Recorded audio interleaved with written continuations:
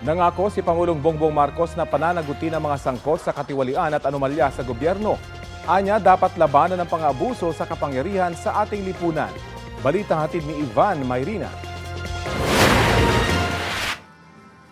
Ang iilan na pinipili ang sariling interes kaysa kapakanan ng bayan ang pinatamaan ni Pangulong Bongbong Marcos. Hindi lang pagpapalakas ng ating depensa ang kailangan nating tutukan upang maalagaan ang ating kalayaan.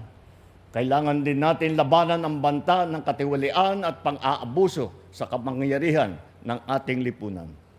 Panahon na raw para gabayan ng kabataan para maging mas mapanuri at pangako ng Pangulo, mananagot ang sangkot sa anomalya at katiwalian. Ilalabas natin ang buo at pawang katotohanan at titiyakin natin hindi na mauulit ang kawalan ng respeto at malasakit sa taong bayan. Nitong mga nakaraang linggo, inspeksyon ng Pangulong Anyi palpak na flood control project sa Bulacan at rock netting at rock shed sa Cannon Road sa Benguet.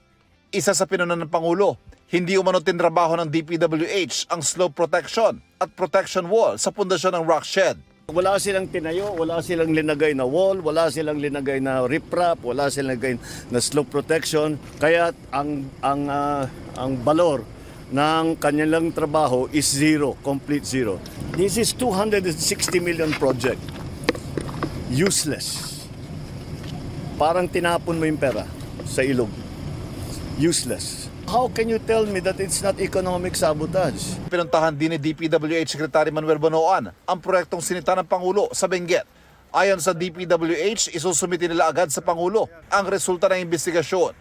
Kaugnay naman sa flood control project sa Bulacan, nauna nang nilagay sa floating status na dating Bulacan 1st District Engineer Henry Alcantara, OIC District Engineer Bryce Erickson Hernandez at 8 pang miyembro ng 1st District Engineering Office ng Lalawigan.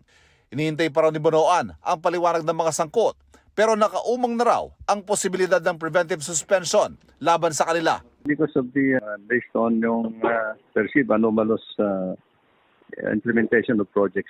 Yung sinasabi nating ghost project, yan ang pinakagarapal na siguro gagawin mo yan. Kaya we're validating it and I think in a few days siguro baka dapat hindi lang floating status yan. I have to nag-issue na po ako ng show cause order sa kanila lahat, yung mga involved dyan. And in a few days, pagka hindi satisfactory yung ano nila, then I'll have to issue again yung preventive suspension po nila. Without prejudice, of course, to filing additional cases po with quarantine. Tinatayang nasa 4 proyekto mula 2022 hanggang 2025 ang bineberipika ng DPWH. Kabilang ilang proyekto mula sa nakaraang administrasyon.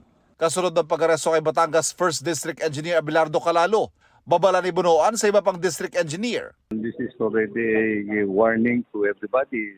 Kailangan po lahat ng pagpapatupad ng mga projects as the President is calling that we have to be gawain ng gusto yung mga proyekto at dapat iwasan yung mga corruption.